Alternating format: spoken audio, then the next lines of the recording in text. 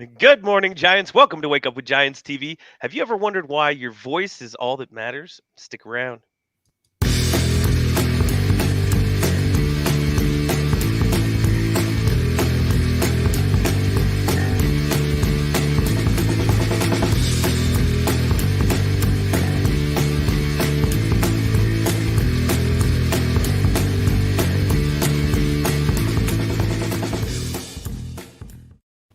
Good morning, Giants. Welcome to Wake Up Giants TV. I'm Ryan Morris, and as always, I'm here with your host, Nicholas T. Smith, the author of The Giants and the Smalls.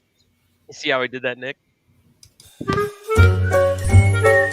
I'm just kidding. Everybody that knows the giant shout Yep, out that we just created a couple of episods ago, they're like, "Oh there boy, it is. this again. Oh, here Here comes the we go." overused buttons. Oh dear God. If you haven't subscribed on YouTube, go ahead and go there now. Find Wake Up with Giants TV. Hit the alert button so you know when we go live every single dang time. And then come over to a Tribe of Giants on Facebook.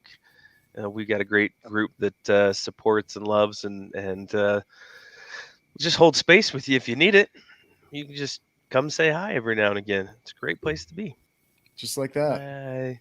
Nick, will you Like- introduce our Like guest Mr. today? Rogers. It's Yes. a beautiful day It is. in the neighborhood.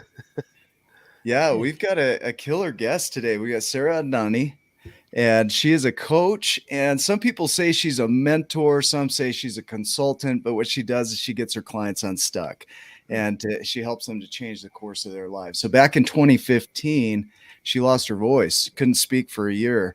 So for half of that year, she went to Asia and hung out with monks. Since they don't speak either, they were perfect company and That's what you do, right? pretty When you much the lose your perfect voice. teachers, right?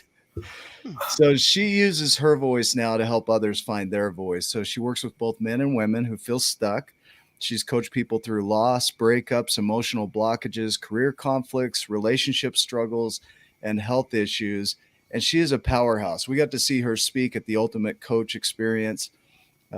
Yeah, down in Phoenix. So Sarra, I'll say Sarra, welcome to this show. I'm screwing up your name already. We already spoke about this, Nick. Hi, guys. I'm a good listener. This is why I coach. I listen. Yeah. Well, we're glad to have you on. We love to dive into your journey. So that's what this show is all about, is diving into the journeys to show people that there's so many different ways to become a giant in your life. And so we either go back in time to your childhood or we go back in time to this awakening that you had, whatever serves you. And so where would you like to start your story? Well, I guess I'll go back and forth. Okay. So what happened at what you were talking about, Nick, is at age 32, I lost my voice. I had bronchitis, and so I was really sick, and I lost my voice. But I got better, but my voice never came back.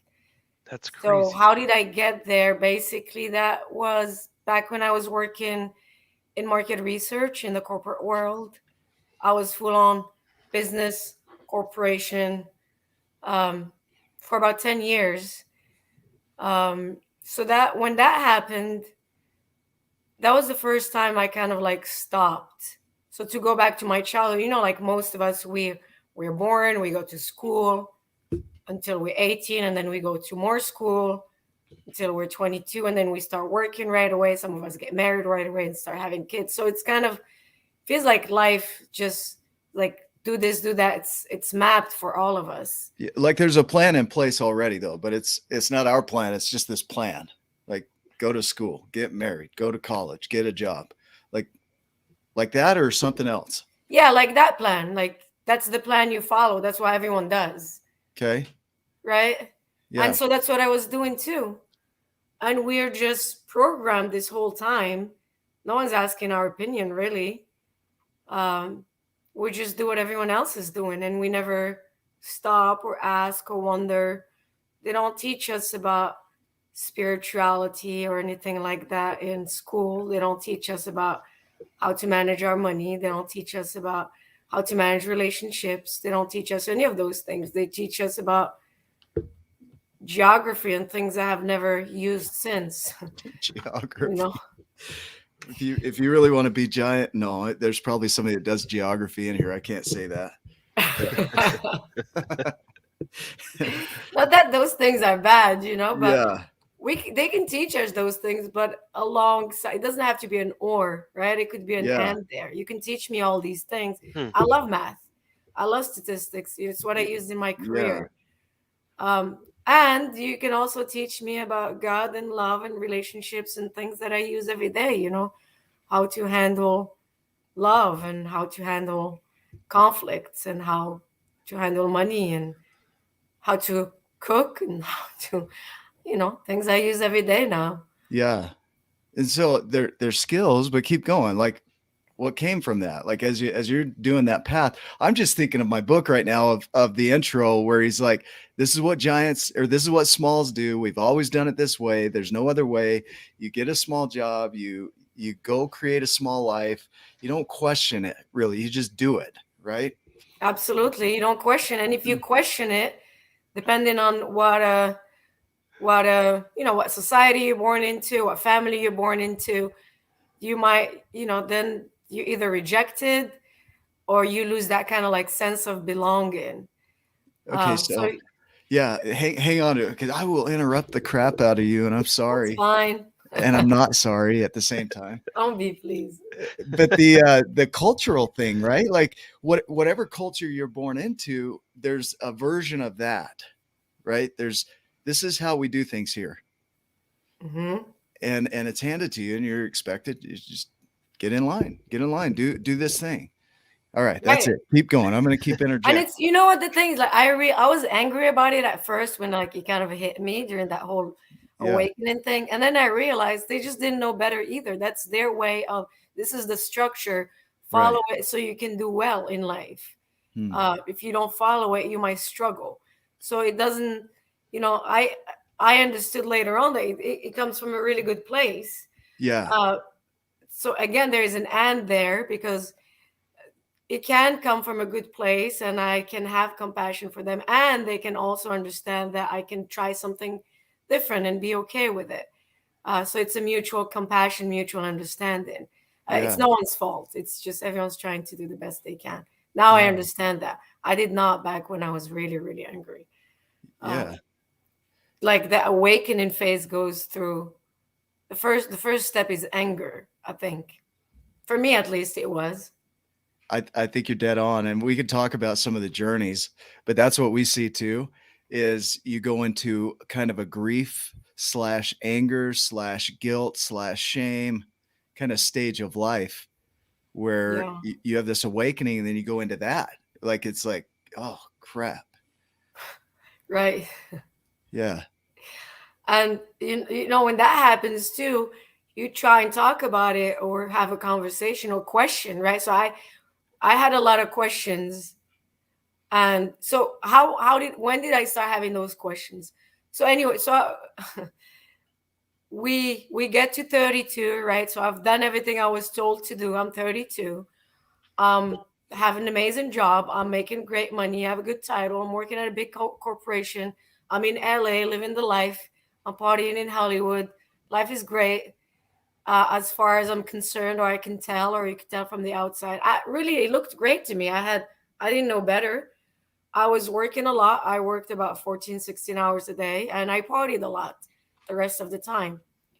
Um, so what's wrong with this life? Nothing, you know. Yeah. Till I got sick, and now everything changed. So I couldn't speak anymore. So at first, I was in complete denial. I went to doctors, and they would say, "Oh, your voice would come back. There's nothing you could do about your voice. It just comes back." And I was like, "Okay." So I still went full force. I even changed jobs, and I couldn't speak. So I was like, this is how like Oh I man. interviewed and Yeah. got the job. I switched jobs.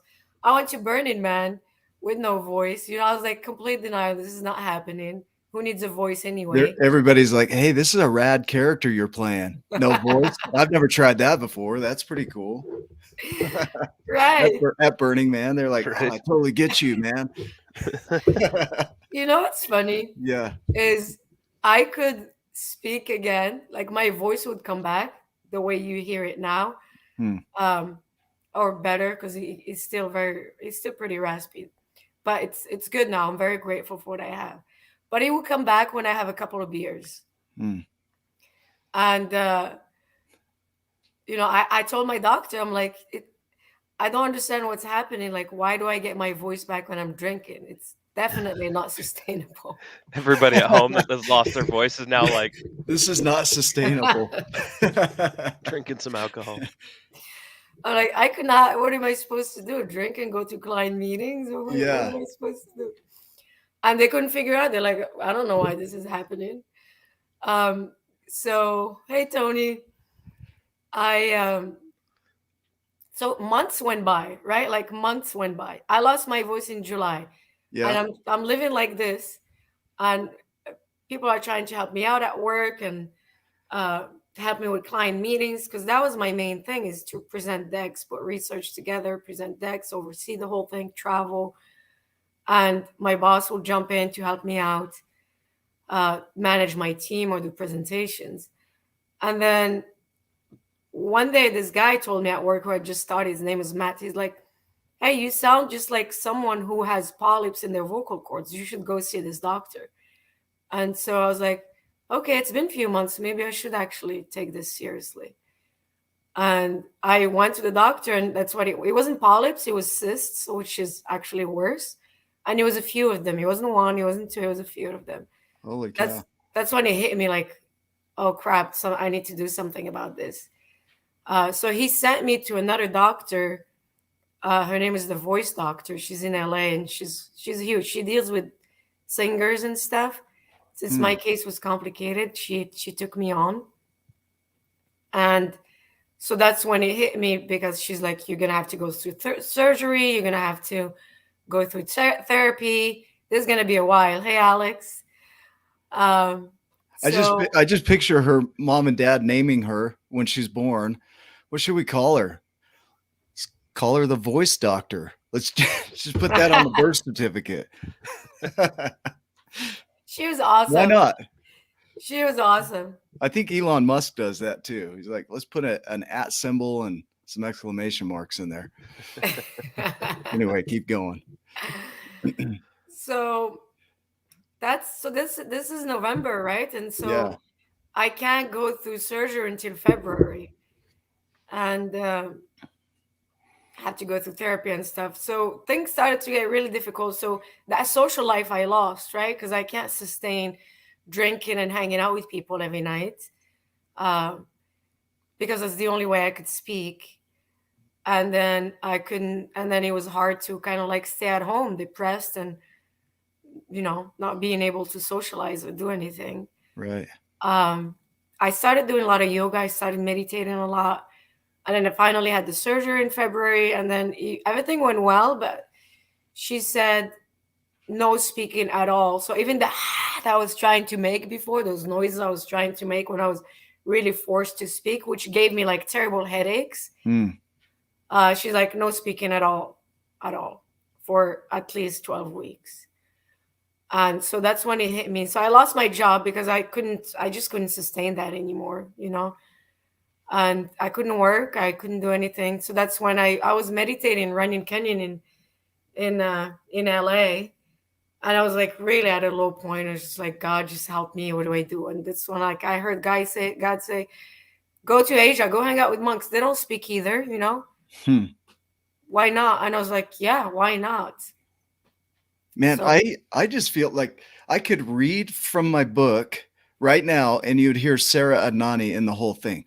Like you were living your life, 32 years old, right? You'd lived a pretty good chunk of life right there. You'd had your career, you were successful, you had all your friends, all this stuff had occurred. And then there's this moment of waking up, like your voice is just gone, right? And then at this point, you start reaching out and looking up in a way, you reach out to God and you say, I need some help with this. And you hear, go hang out with the monks, go to Asia. And just like written the story, you don't even question it. You pack your stuff and you go. Am I right? Yeah, no questioning at all. Like, No question of how you're going to do it. No idea of like, what's this look like? Is this risky? Asking your friends, like, should I do this? It's just, I'm gone. there was, I was at the bottom of the bottom. So Huh. obviously, whatever I was doing wasn't working. Um, I wasn't, gonna go home to my family in Morocco and hang out with them because my doctor wanted Good to see morning. me, and also because they're loud. I love them, but just being in that They're loud. environment where they're also speaking at me and I can't speak Yeah. wasn't gonna help me. Yeah. Uh, so I needed people who were not speaking either, you know. And it made sense. It made complete sense. Like, yeah, why not? And I asked my doctor, and she said, yeah, it's gonna be a while. So if you want to go, go. Wow. So I put a backpack together and I landed in Hawaii for a few days and uh, just kind of like to regroup. And then I bought a one-way ticket to Korea, South Korea. Hmm. And that was my first Asian country. So I landed in Korea, and that's when You didn't speak the language at all. Like, I didn't speak, period. well, yes, that was a dumb question. You mean like understanding anything from any of that country? Don't worry. Like I said, I am a good listener. Like, like I said, yeah. Just if if you're gonna do any coaching with me, just remember that I'm gonna hear Making me you rethink exactly like all you of our are. conversations we've Yeah. ever had, Nick, in the What- last 2 years. Is he saying something? Is someone speaking here? What was that? It's all right. No, that's phenomenal. Actually, that's kind of Uh, funny. So yeah, you don't speak, period. All right. And Touche, I land touche. there and I have a panic attack. Yeah, Like a wow. major panic attack in Seoul at the airport. Yeah. It kind of like hit me. All these voices in my head are like, what are you doing here? You're crazy. There's no one, no Who one are looks you? like me anymore. Yeah. Not even one bit. Um, it's just I had like major panic attack. I had to like sit down and breathe through it. Wow. Thank God I had like that breath work um, training that I had done through yoga and meditation and all. Uh, because I was like, oh my God, you're here. You don't know anyone. No one looks like you. You're you're lost. Whatever happens to you here, no one's gonna come and save you. Yeah, wow. Hmm. Which You are the giant's journey. Like, this is blowing my mind a little bit. Like, you are it. Like, you're in a land that you don't know. And you're looking at something that seems insurmountable, and you ask the questions any one of us would ask in that situation. Like, who am I? Can I even do this? This is, questioning yourself, even like, who are you to do something like this? This is bigger than you in a way. Mhm. Maybe you should go back, right? Backward to playing small in a way, right?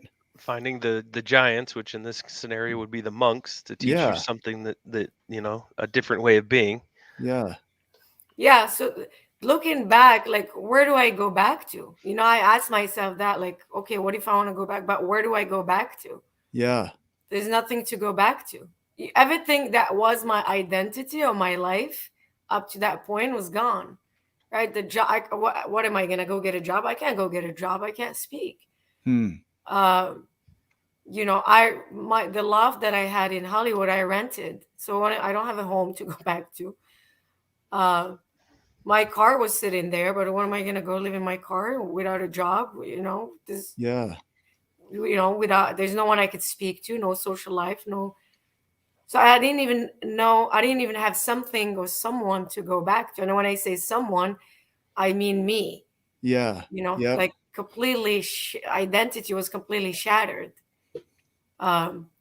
So I'm thinking about that, sitting at the airport, and I'm like having more of a panic attack. And I'm looking forward, and I'm like, where are you even going? And I didn't know. I'm like, I don't even know where I'm going. I know I'm going to this temple, and that's it. But God was there. God was like, this is where you're going. So looking forward, there was God, but looking backward, there was no God. So that's what helped me go forward. So through that breath work, calm myself down. Yeah. got through the airport, got to the city, couldn't find the hotel for the life of me, couldn't ask anyone because, hey, I can't speak. Took me 2 Remember that, hours to Nick? She find that can't place. speak at that Right. Okay, point. I'm gonna anchor that in. Hold on. Finally, I'm like, I put the hotel in like in a piece of paper, and I started showing it to people, and just like now I'm using sign language. Like, finally, this guy helps me and takes me there. I get there and I pass out for like 16 hours. Whoa. Panic attacks, they take a lot out of you, and then the trip Yeah. and all of that. So I was exhausted. I slept for 16 hours. Wow. The jet lag, the time change, and all of that. And I woke up and I was good. So I woke up, went to the temple, and did a temple stay there. It was my first temple stay. Met with the monks. They gave me a room. Basically, slept on the floor. Gave me my program. You're gonna wake up at 4 a.m. You're gonna sweep the temple. You're gonna clean. You're gonna meditate. You're not gonna speak. Um, you're gonna just meditate with us. You're gonna fast all day. You know, that's funny, Ryan. I think I'm gonna remember this by the end of the show. So I have another panic attack there at the temple, because it also hits me like, what are you doing here? You're sleeping on the floor, cleaning temples, wearing this monk clothes. What happened to you? You crazy? Just like a few days ago, you had a great title, you had a great job, you made a lot of money, you had this amazing house and friends and all of this. What's happening? Yeah. So I have another panic attack, and this time, like the monks just kind of like help me meditate and like sit down and slow down, and I met this. Okay. Can we hang on to that? Like, hang on to where you're going. But the panic attacks, let's hit on that for a minute, because there's a nugget in there for people that are hearing, because often those panic attacks are so intense, it can feel like people, like you're dying. Yeah. Like you're physiologically going to die. And Yeah. you don't, but it feels like that, and your body responds that way. And what did you discover in working through those panic attacks, and what are some tools that you discovered from the monks to be able to do that? And then anchor in where you're going to go next, so that remember where you just left off. Okay. So next is big wave master. Okay. How did I deal with the panic attacks? Really, the breath work helped me so much. Those tools that I learned through yoga, the ujjayi breath, which is the breathing through the throat, really slows down the nervous system, really calms you down, because you're in panic mode, right? So the nervous system is either in one or two. It's, you're either like gonna collapse like a turtle, or you're trying to flee, or you're trying to attack. Yeah. So you're in that place of alert, danger. And that's what people do, right? They either run away from the situation or they attack, right? They Or they get into that collapse. space, or they collapse. Okay. Right. Yeah. And so the ujjayi breath, which is the ocean breath that I learned through yoga, which is through the throat, you just really slows down the nervous system. So just focusing on that is what saved me, really. And staying present, because your thoughts are going, hi Capri. City. Good morning. Your thoughts are going so fast. So the breath, and is what does it for me. Really, it was the breath. And so from there, you learn that you're not dying, first of all, right? And because it's a mechanism, right? It's just a mechanism that takes over you, that's ancient in us, right? So it comes from long time ago. It's blueprint, it's DNA. There's a danger. As long as you believe it in your head, it's like a lion is attacking you. You might not see the lion attacking you, but in your head, you're sure that it's attacking you and that you're dying. So for me, the only way was to breathe, stay in the present moment, and look around. So like looking at things, that this is a tree. Yeah, I'm looking at a tree. This is a house. I'm looking at a house. So just really focusing, anchoring yourself in the present Hmm. through the ocean breath. Um, And so this is where you lead into the waves, right? Kind of that ocean breath. mhm. Is that Yeah, right? yeah, yeah. The ocean breath is the yogi breath, and um, it comes from the throat. So you're breathing through the mouth, through the nose, but it's like you inflate in the belly as you inhale, and as you exhale, you deflate the belly. It's just you hear. It's called the ocean breath because you Hmm. hear the ocean through the throat as you're making that sound. Hmm. Um, so I get to meet Big Wave Master. He showed up the same day I showed up, which was amazing. He's never there. So this guy is like a huge, huge monk. He kind of like the head of Buddhism, if you want, in like China, Japan, Hmm. and Korea. Basically, places where the uh, Tibetan monks can go. The Dalai Lama is not allowed in China and certain places, and so they kind of like ask for this guy to replace him when they don't allow the other one in. And so I meet him, and the lady tells him my story, and he doesn't speak English. I don't speak at all. And he's like, "Oh my God, I have the same issue. I lose my voice a lot." And so he gets up, gets me this packets of salts, Himalayan salts, and he's like, "Just take this every night, suck on it. It's gonna help you. I lose my voice a lot, but you're here for a reason." So he gives me a few tips. He says, "Just meditate a lot. You're not gonna get to know yourself. Don't be scared of your journey." He's super sweet, super nice. He's like 85 years old, Hmm. very loving. For the first time, I'm like sitting with people who finally understand what I'm going through.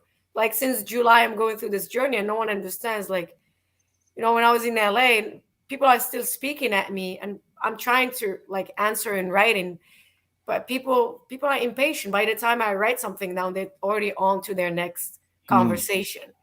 Can I I like, can I enter something in here real quick? yeah, of course. So you got to stand on big wave master, right? Mm-hmm. His shoulder for a minute. He doesn't speak the language. Like in my original story when I wrote this, the small, when he went up to the ear of the giant and he yelled in his ear, he couldn't hear the giant or understand the giant because the words were so big and he was a small. So getting those giant words into his tiny little ears was hard. And here you're in a situation that is literally that. Like, here's somebody that doesn't speak your language that is teaching you and comforting you and putting you on their shoulder and saying, look, I've been here before. I've done this. This is what you'll need to do. Just trust me. And you feel that love and that concern for you, but they kind of coach and guide you through. And I love that his name is Big Wave Master. Like, that's a giant title, right? So Mm-hmm. he's out there like teaching you, putting him on his shoulder, saying, just trust me. And you feel that relaxation into it. You don't fully understand it yet, but you just know, like, that's what you should be doing. Is that accurate? Absolutely. Yeah.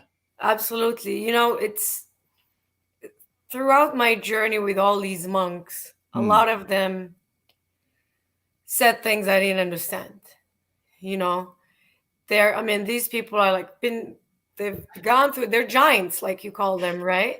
So what did you say? No, I'm just kidding. But I can't Rhyme understand Wars. what they're saying. Yeah. Their words,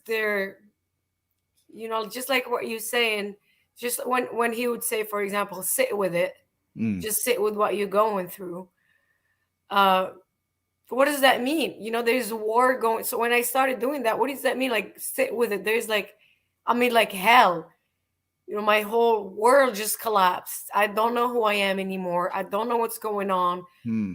I can't just sit with it. I need, like, I'm screaming inside, right? Because I can't even like scream it out. Yeah. Yep.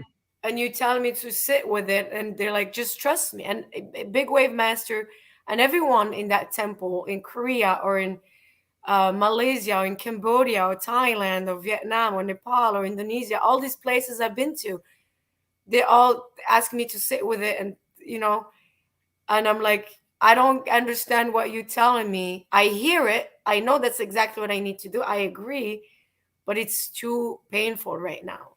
Hmm. And these monks, they're so enlightened, they're like so out there that Hmm. their the language was hard for me to grasp, you know. And the more I sat with it in meditation, the more the voices got louder and the more memories came back to me.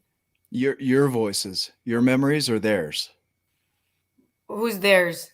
So you said when you were in meditation, the voices got louder.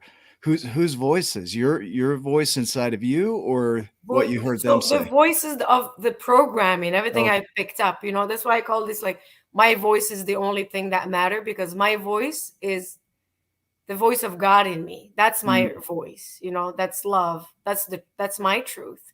Everything, the other voices are programming, right? They're like program. hmm. Um, so those are not my voices, but I sure did adopt them as mine. Yeah. Wow. Wow. That's profound right there. Just to highlight that. Yeah. Right. So your higher voice was always there, but the other voices that you would hear, like how you should do things or how you should be showing up in this, you adopted those, Hmm. right? And they're loud, Hmm.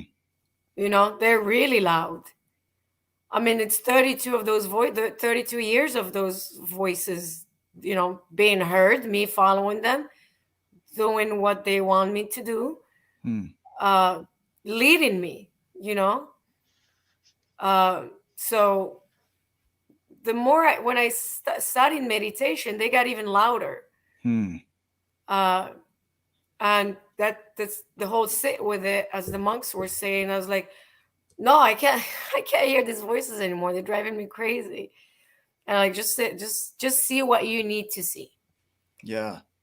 Um, so things started coming back. So major things that had happened in my life started coming back. You know, things that have happened in my childhood, things that have happened is my teenage life, things that have Hmm. happened as an adult, things that have happened, a lot of things that I had suppressed because I was so like go go go go go, um, that I would just like move on to the next thing. You know, something happens. You know, let's say I go through a bad breakup or something like that, or I move to a different job, or Hmm. I have any sort of conflict or issue. I'll just jump to the next one.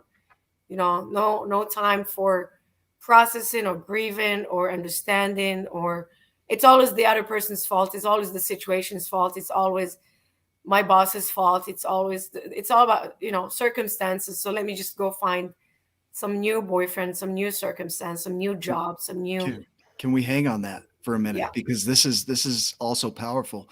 Because you would think in meditation that these things will shut down. You go into mindfulness, and mindfulness is simply being aware of what's going on. Meditation is really sitting with it, right?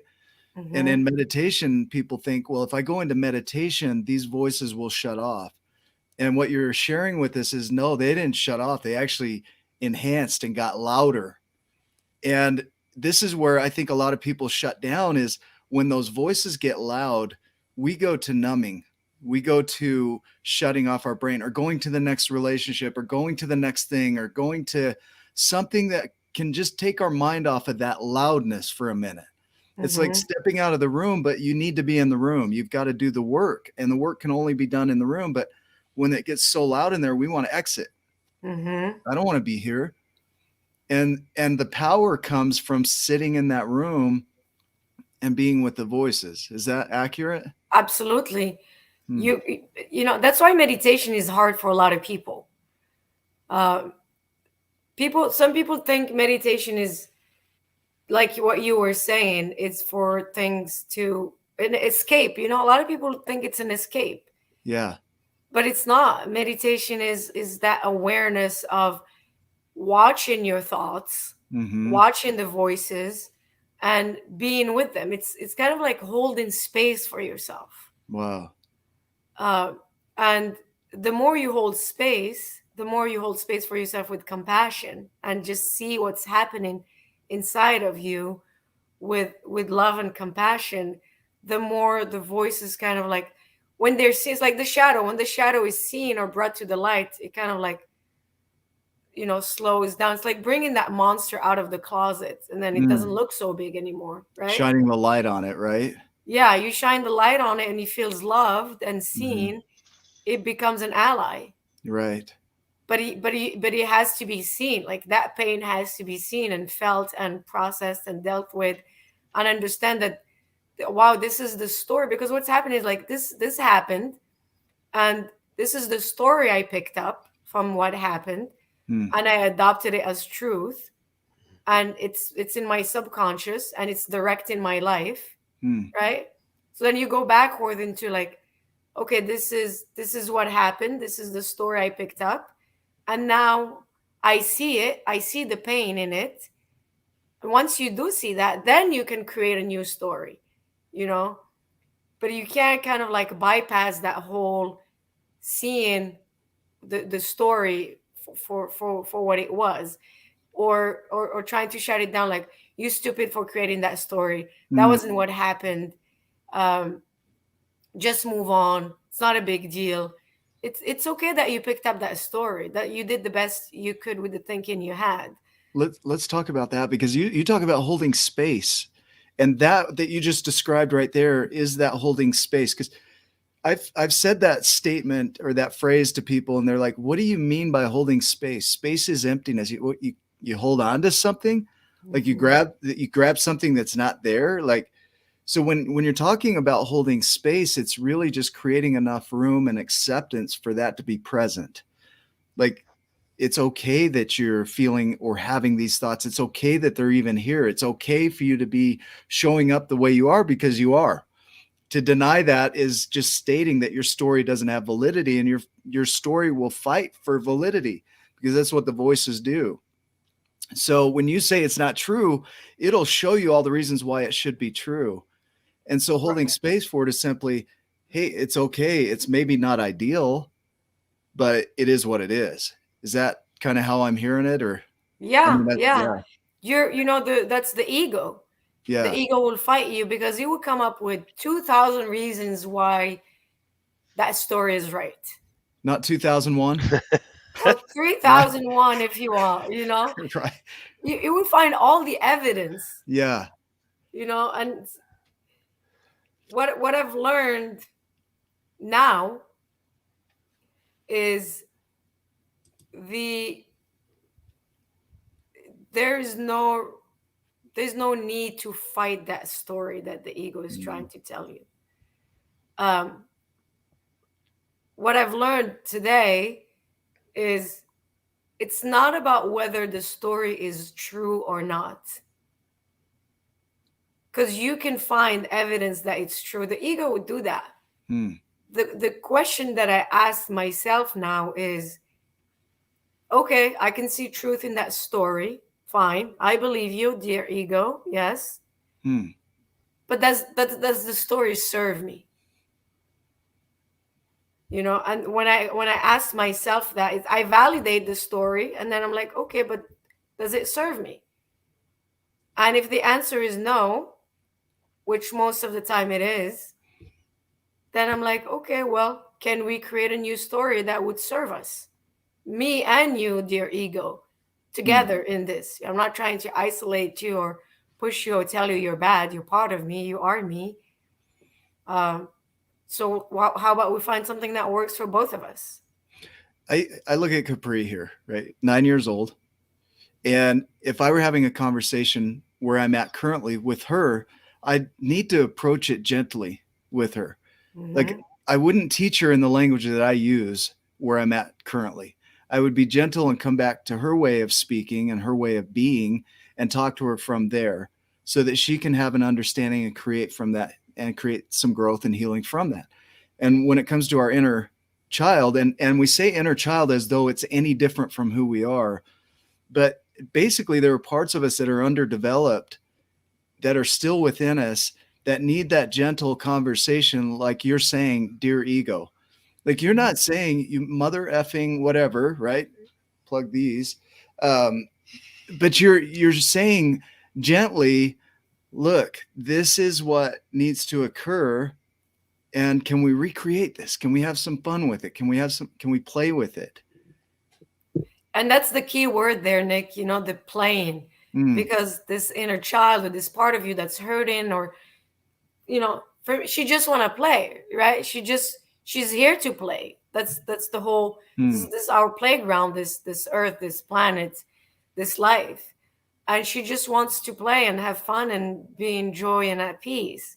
So when using those words are really important, because she would hold on to the story like, no, this story really happened to us when we were 7, like it really happened, and they said that and did that, and I'm talking about like some traumatic stuff. mm, um but then when you tell her, yes, it happened, but now look at us, we're stuck, and from this place we can't play. mm, Let's find a different story, and because from that place we can play. mm, She's 7, right? And she's like, oh yeah, I want to play, of course. mm, And so we do this, right? So we're not no longer doing this, my story mm. versus your story versus I need to move forward, stop nagging me. Okay, it happened, what's the big deal?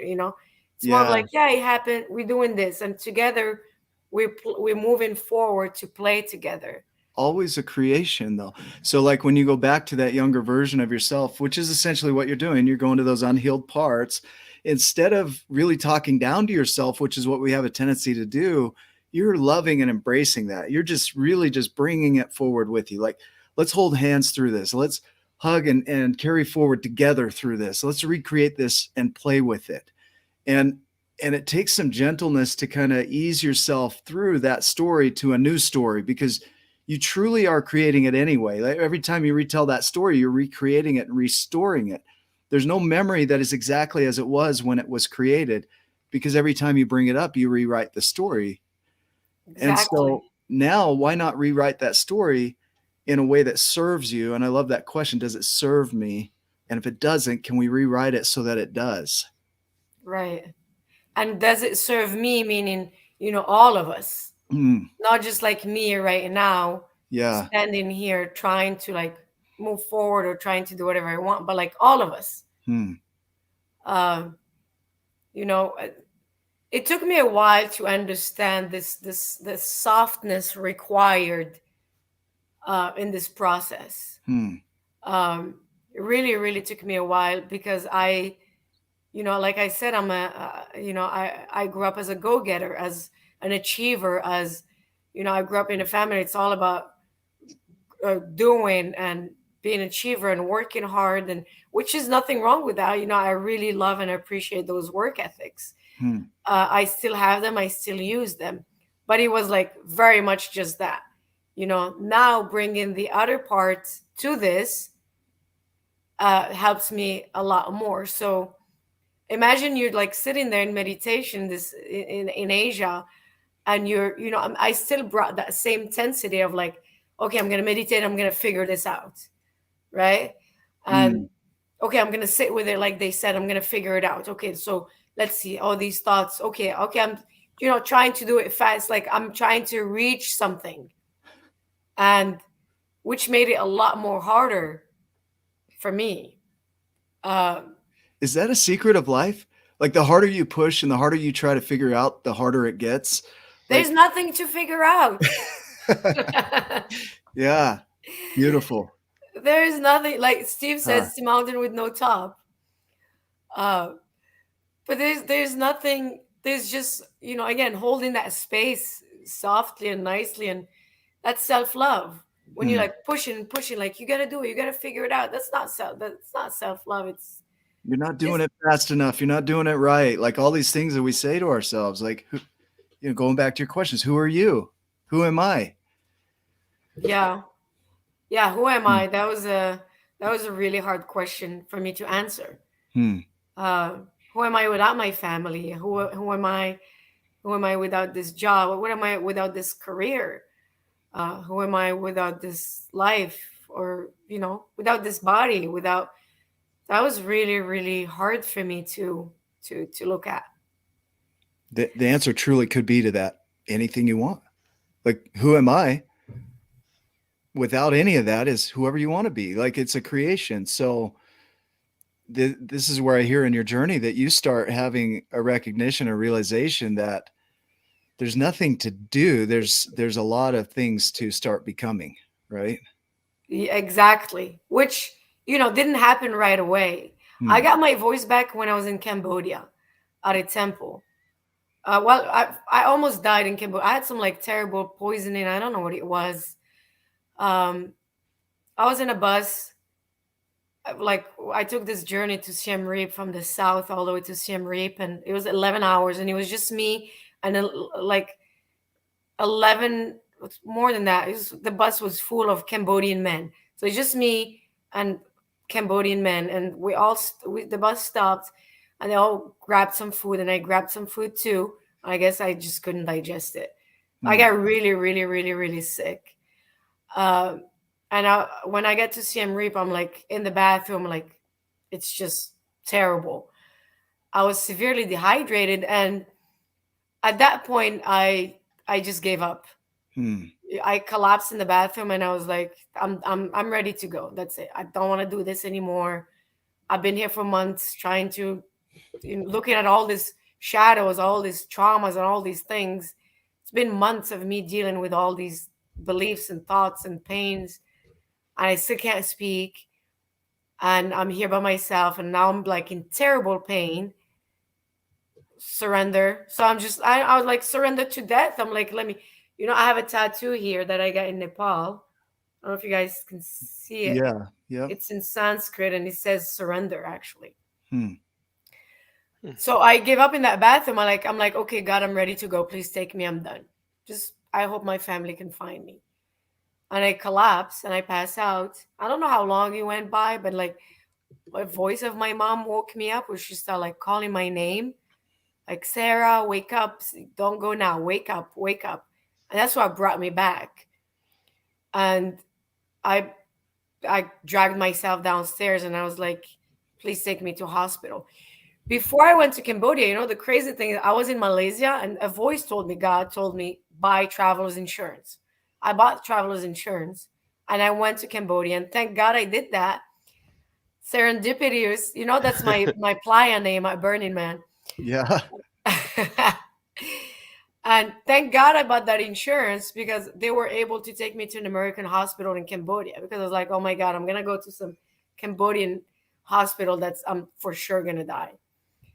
And because I listened to God one more time about the insurance, I was able to go to an American hospital.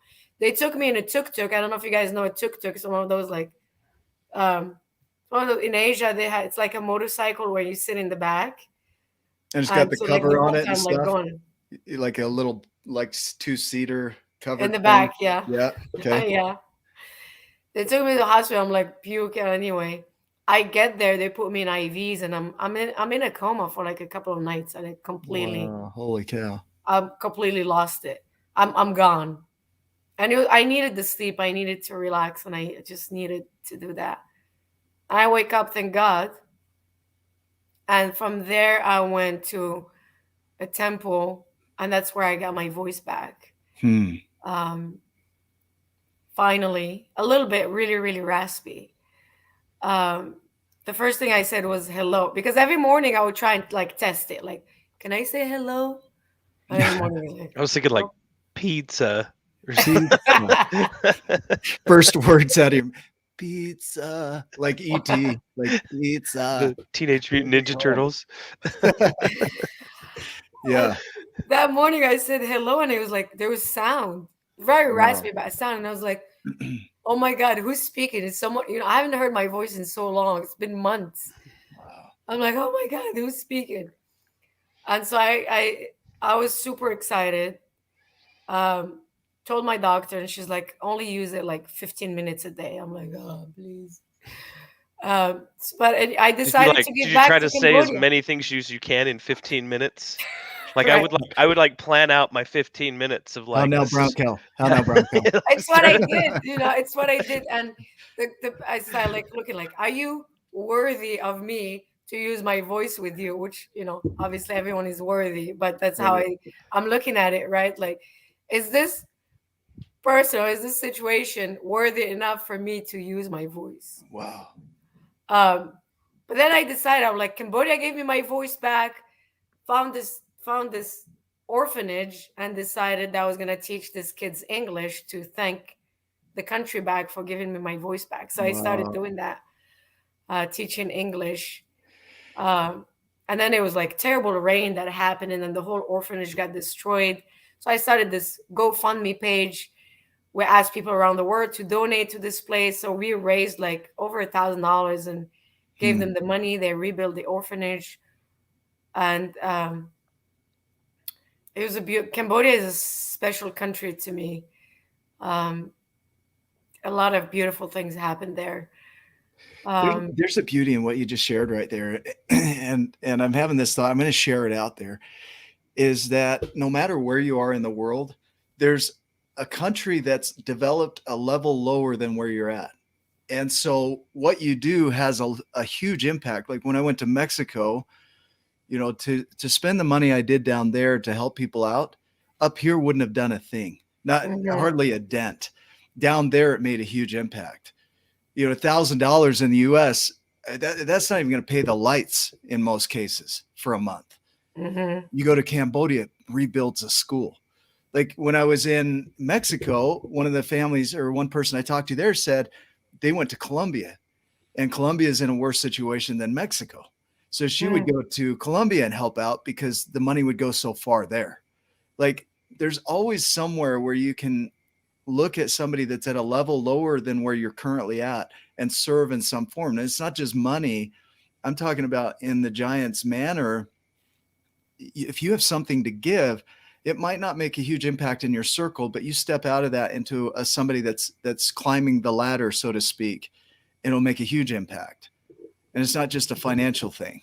It's not financial at all because giving them that money to help build the school is huge, right? Because they need the money. Yeah. Absolutely, it's a huge help to them. Like what they gave me though is so much more than that, Hmm. right?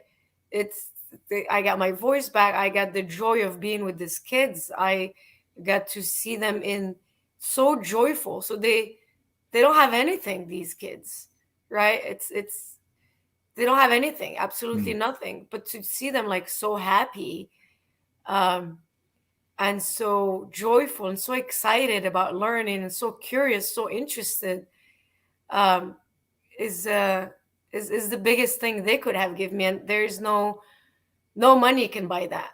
Yeah. Wow. Isn't that Um, amazing? Experience is the most valuable thing that we can create in this world. It's the only thing that we can take everywhere we go. Right. yeah, that Beautiful. and sharing, sharing space with people Hmm. in very powerful, deep ways, um, is it changes you, right? Experiential. It's not concepts, right? We're not just talking about some sort of concepts that someone Right. learned, but you're experiencing it firsthand, and it shifts you deeply. And you can't unsee it once you see it. It's just impossible to, no one can take that experience away from me. Uh, and those kids, I would remember them forever.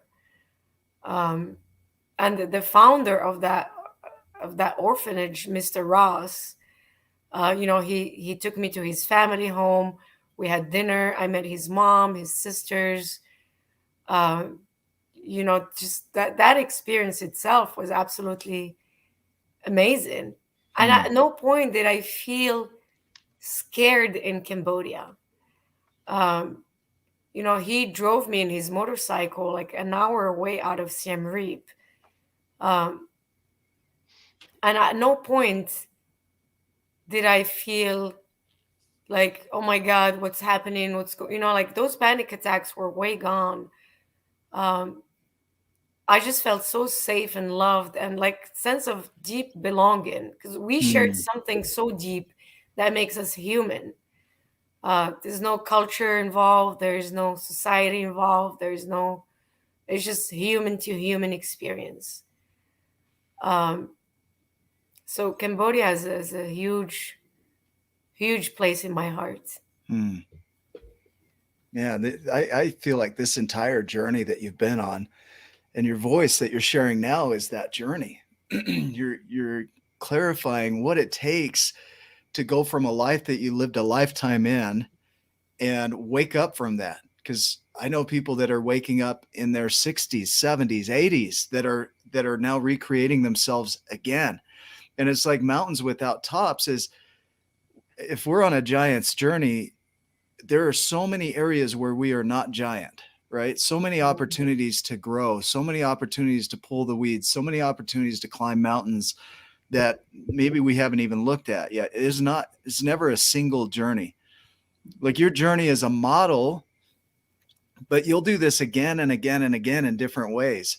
Now you have this model of what it takes to go from an awakening through the anger, through the gratitude, through the uncertainty and vision of one day I have this vision of having my voice back and not knowing how it's going to happen, but stepping anyway, like in, Steve Jobs thing, you can't connect the dots, looking forward.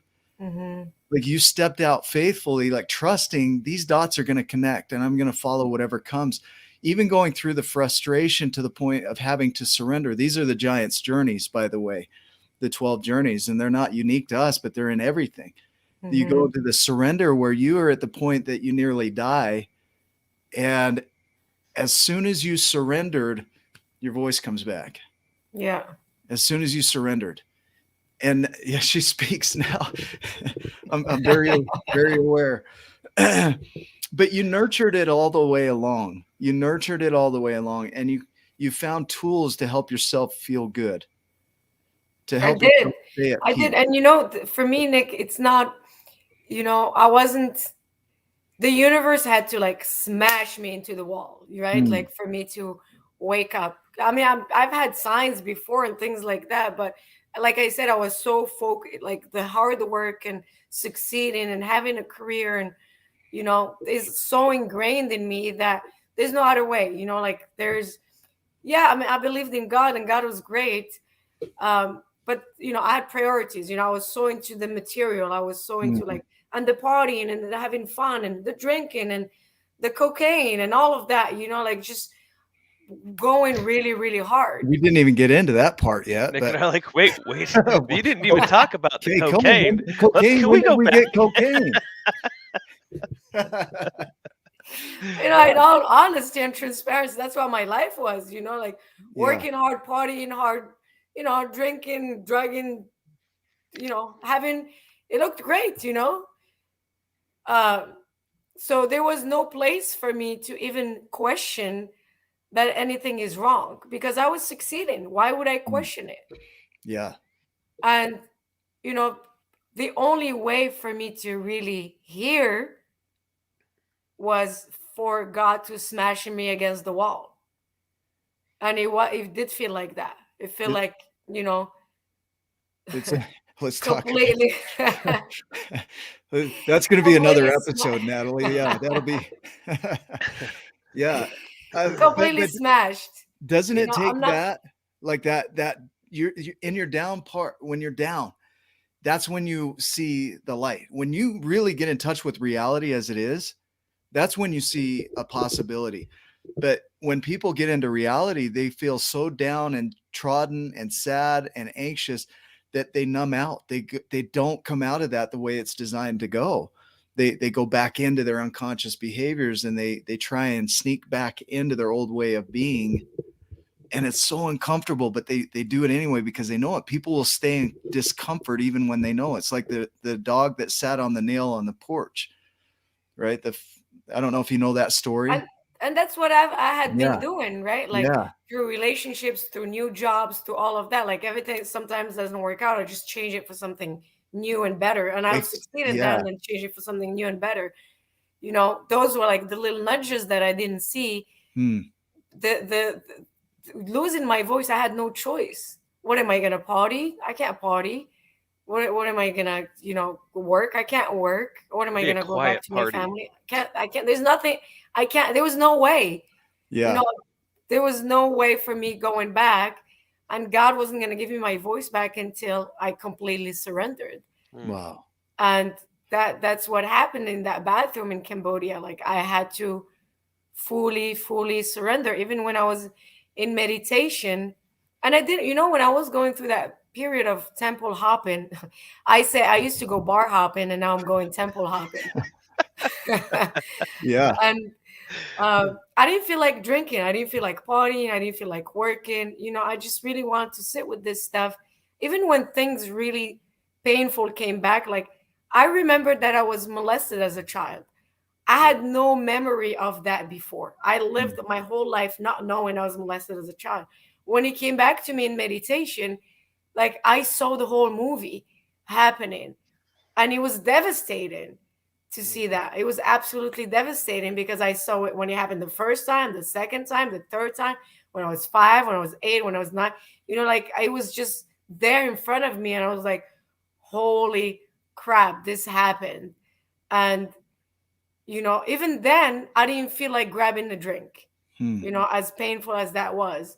And then other things came back, all kind of things came back. And that's like watching the movie of my life. That's what the monks were saying. Sit with it and basically watch the movie of your life. Clean it. Clean Yeah. all Grab these some things. Make popcorn, peace. get a drink, sit Yeah. down, just be with Sit it. down, Right. because you're about to watch some serious movie. And look, I didn't Yeah. I grew up in a very loving family. My parents are amazing. My brothers are cool. I grew up but things happened, you Yeah. know. Things happen. It's no one's fault. Now I see that it's no one's fault. Obviously, I went through that anger period. Like, how dare did this happen to me in my own Right. home? Right. Um, but it, it's no, I don't blame anybody. It's just the story of my life that got me here, and Yeah. I fully own it and take responsibility and for it, and grateful that it happened. Grateful for my journey, and grateful for those Cambodian kids, and for every monk that I've come across. For I went to Pokhara. I ended my journey in Pokhara in Nepal, and for the monks I met there, the teachers I met in the Himalayan mountains, and everything they taught me. Um, so it definitely was a beautiful journey. Then going back to LA after that, integration. Mm. Yeah, that's a topic right there that I think we should talk about on a show, because that is so common. As you have this experience, I think I want to call it the Narnia distinction, right? The girl goes into the closet, she's gone for hours, days almost. She comes back and only a few seconds have passed. Did you guys miss me? And then she's got to reintegrate with this whole experience that she's had over here. So it's almost that Narnia distinction is you've had this whole lifetime over here in Asia, and now you got to reintegrate. Yeah. It happens to military. It happens to people who go on journeys like what you're talking about. It happens a lot, where we have to come back and go back into our lives, and we could spend an hour at least on that. And I think Oh we yeah, should. that's a whole different topic. Yeah, I think we should, because it's vital, because that can also spin you up as Yeah. reintegrating. But can you touch on it briefly? Yeah, I'm like when I got back, I got a job, Yeah. back into market research. I was good at it. It's good money, I was like, okay, let me just go get a job. And also there was also the pressure of like people around me. Okay, so you had this journey, and okay, cool, now back to real life. Right? When are you gonna get a job? And I'm like, and I fell into that. I was like, okay. And I did an interview, and I did get a job. Uh and also the thing of like, don't wait too long, because otherwise you'll expire in the market, kind of thinking. And I did get a job. The day of going back to start at that job, my body couldn't get up. I just couldn't. My body couldn't do it. I didn't. So I didn't go. I didn't go. I called them up. I was like, I'm sorry, I'm just not gonna do it. And I decided there's no rush. I don't need to do anything for anyone. This integration process needs to take the time it needs to take. And I don't need money right now. So I'm gonna take a year and chill. And I'm gonna hire a coach to help me through this transition, to kind of like help me put words into everything that's happened, because the monks were great, and I'm very grateful, and I love them, and I learned so much from them. And now I needed some sort of translation, right? So it's like kind of like bringing the two together, some sort of pragmatic brain that can ease me into this and explain some of the things to me in simple English. Yeah, So wow. I hired a coach for 6 months to help me figure out what to do next and help me integrate into this new phase of my journey. That's And amazing. Yeah. that's what helped me. Yeah. Um, in all of this, I hear slow down. Oh Like yeah. slow down. I mean, even in the surrender, a surrender is a forced slowing down almost. It's like you are so overwhelmed that you are forced to shut down. It's like your body shut down. Sometimes I think we get sick because our body is saying it's time to be sick. It's time to take a pause. I remember Steve Chandler. I called him up and I was like, man, I'm feeling terrible. And he says, what do you do when you're sick? And I said, I don't know, try and get better. And he said, no, you be sick. You should be sick because your body's trying to teach you to slow down and just be present. And it's amazing that we push through that. We're designed to just push through that. And then we don't get the proper healing. And we want to force it and we want to speed it up and we want the shortcut and we want to know all the solutions in advance and we want to know the storyline. We want to know the spoilers. Mm-hmm. And it's like, no, just be sick. Be in a coma. What are you going to do from a coma? What are you going to do from this? What are you going to do from that?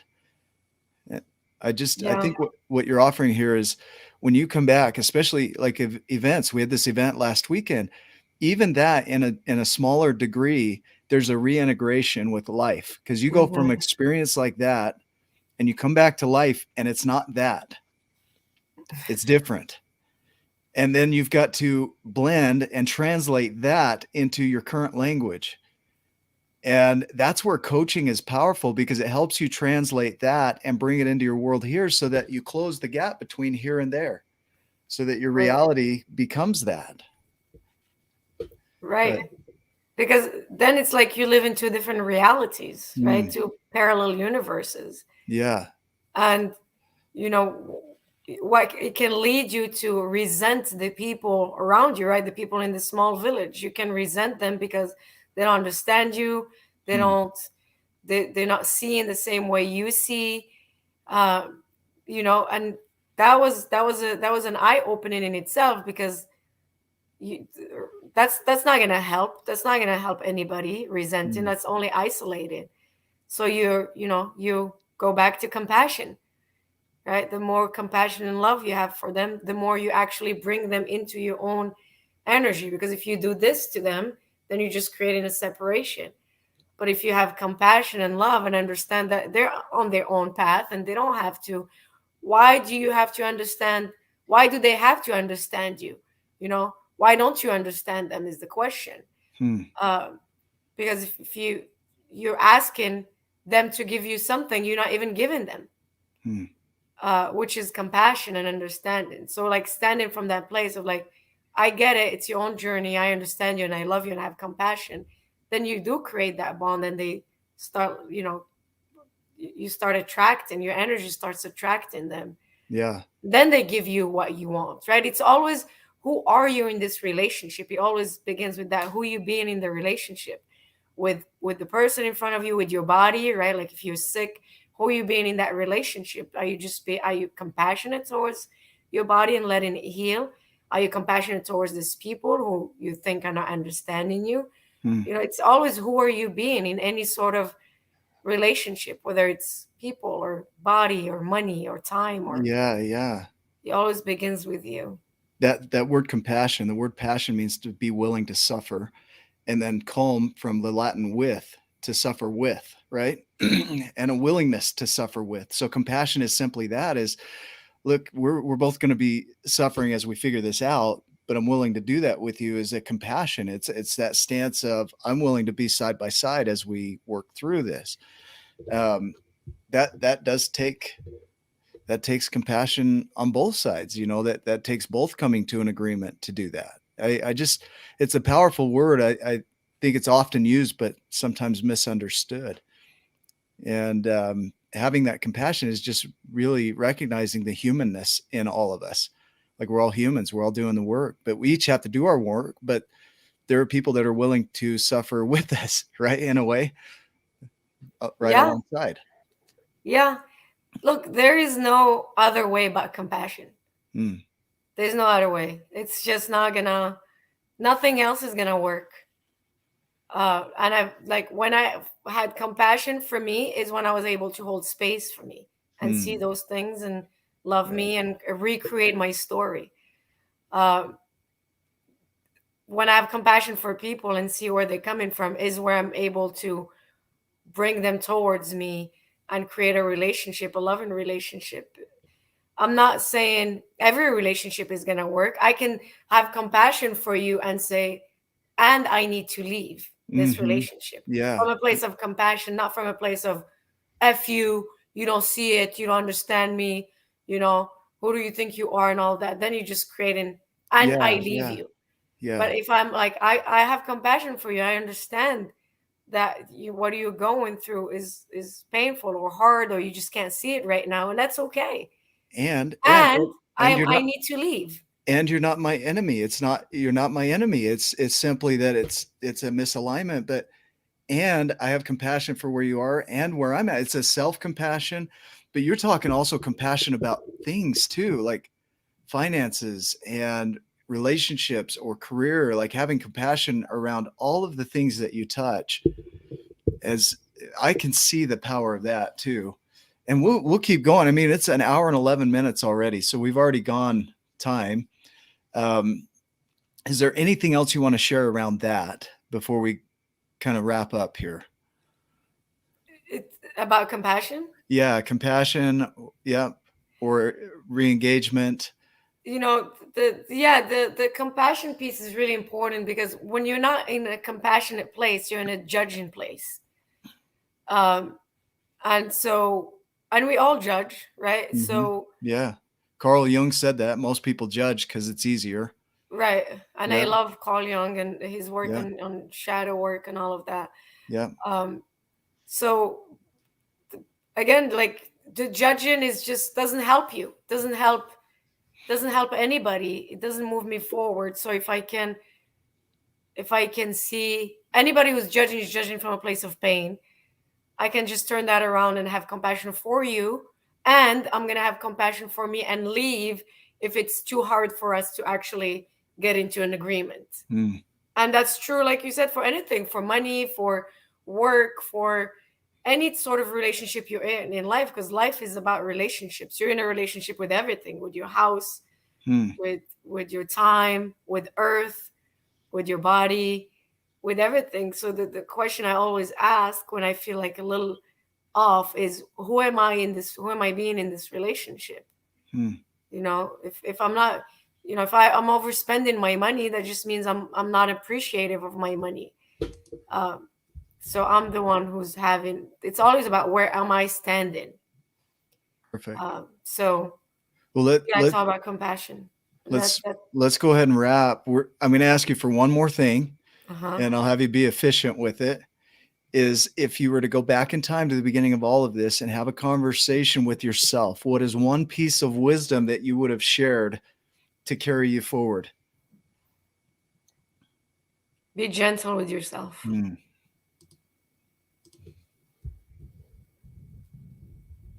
That was really efficient, right? I mean that says a lot to me. Mm-hmm.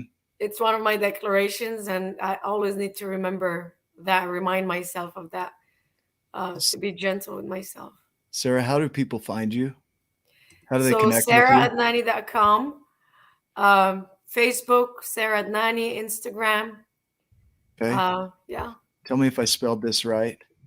you got it. Did I Yay. do all right? All right, I covered Yes, it up. You're good. you got You can it. go back to the You're comment getting too. love.